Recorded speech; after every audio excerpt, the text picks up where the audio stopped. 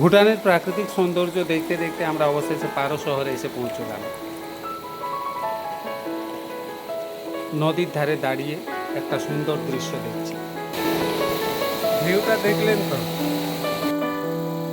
আসলে এই যে দৃশ্যটা দেখছেন, এটা পারো ইন্টারন্যাশনাল এয়ারপোর্ট থেকে মাত্র 10 মিনিট দূরে। এটা হচ্ছে পদ্মা গায়ুল রিসর্ট। এই রিসর্টে আমরা আজকে থাকার পরিকল্পনা নিয়ে এই জায়গাতে এসে পৌঁছেছি। পারো হাইওয়ের ধারেই এই রিসর্টটার অবস্থান। কলকল শব্দে বয়ে চলেছে কি সুন্দর একটি নদী। আসলে এটা পারোচু নদী, পারোচু রিভার। চলুন দেখায় হোটেলের যে লোকেশনটা কত সুন্দর জায়গাতে, সেটা আপনাদেরকে যতক্ষণ না দেখায় আপনাদের বিশ্বাস হবে না। পারো শহরে আজকে আমরা থাকার পরিকল্পনা নিয়ে এই রিসর্টে এসে উঠেছি, কারণ এটা একটা 3 স্টার প্রপার্টি। দেখুন, এই যে রিসর্টটা দেখতে পাচ্ছেন, এটা হচ্ছে পদ্মা গায়ুল রিসর্ট, আমি আগেই বলেছি, এবং নদীর ধারে খুব সুন্দর একটা পরিবেশে এই রিসর্টটার অবস্থান। এই রিসর্টের ওপাশেও খুব সুন্দর পাহাড় রয়েছে, যেটা রিসর্টের ব্যালকনি থেকে মনোরম একটা দৃশ্যমানতা দেখিয়ে দেয়। সত্যি আমরা যখন এই রিসর্টটাতে এসে পৌঁছলাম, আমাদের মন একেবারে মুগ্ধ হয়ে গেল। আমরা অ্যামেজড হয়ে গেছি একদমই। যেখানেই যাচ্ছি সেখানেই এই দৃশ্যগুলো দেখতে দেখতে আমাদের মন ভরে যাচ্ছে। তো এই রিসর্টের যে প্রথমত এখানে নেমেই যে আমরা দৃশ্যটা দেখলাম, দেখেই মনে হলো সত্যি আমরা কোনো ট্যুরিস্ট ডেস্টিনেশনে যেটা না দেখব, এই রিসর্টের অবস্থান থেকেই আমরা এর চারপাশের ভিউটা তার চেয়েও বেশি সুন্দর দেখতে পাচ্ছি। আমরা 302 রুম নাম্বারে এসে পৌঁছলাম। রুমটা দারুণ সুন্দরভাবে সাজানো গুছানো। আমরা নেচার্স ভিউ, উইন্ডো এবং ব্যালকনিও পেয়েছি। ব্রেকফাস্ট এবং ডিনার খুবই ঘরোয়া, এবং এখানে যে রিসর্টের যে কাপল যে মালিক রয়েছেন তারা খুবই আন্তরিক এবং খুবই ঘরোয়া। এখানে সমস্ত রকমের খাবার, ইন্ডিয়ান এবং নিরামিষ খাবারও পাওয়া যায়।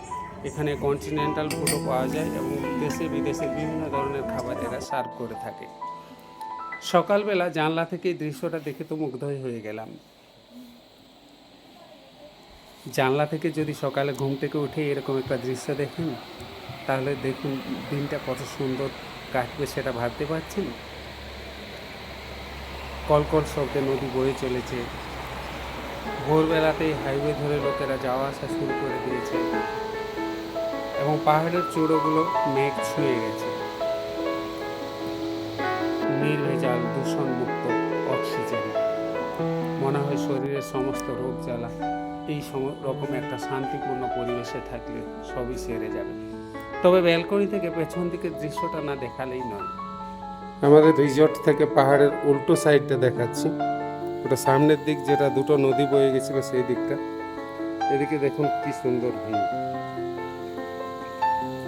পুরো মেঘে ঢেকে রয়েছে।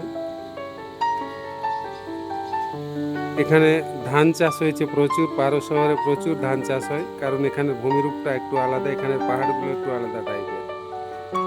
এখানে পাহাড়ের মাঝে মাঝে একটু সমতল ভূমিও রয়েছে। এখান থেকে ওই দূরে উঁচু পাহাড় যেটা মেঘে ঢেকে রয়েছে, ওখানে টাকসাং জং রয়েছে। ওটা একটা অদ্ভুত টাইপের জং, পাহাড়ের কোলে ঝুলে রয়েছে অনেক উঁচুতে। পদ্মা গায়ুল রিসর্ট, সত্যি গায়ুল মানে যে ল্যান্ড অফ হ্যাপিনেস, তার এটা একটা মূর্ত রূপ। সোলো, কাপল, ফ্যামিলি সবাই এখানে নিরাপদে স্টে করতে পারেন। এবারে আমাদের অভিযান টাইগার নেস্ট হিল, টাকসাং মোনাস্ট্রি। এখান থেকে মাত্র কয়েক মিনিটের ডিস্টেন্সে রয়েছে টাইগার নেস্ট হিল, পারো ইন্টারন্যাশনাল এয়ারপোর্ট এবং পারো মার্কেট। এই রিসর্টের ওনার হচ্ছেন ইনি, খুবই ভালো মানুষ। ভিডিওটা কেমন লাগলো কমেন্ট করে জানাবেন। Thank you.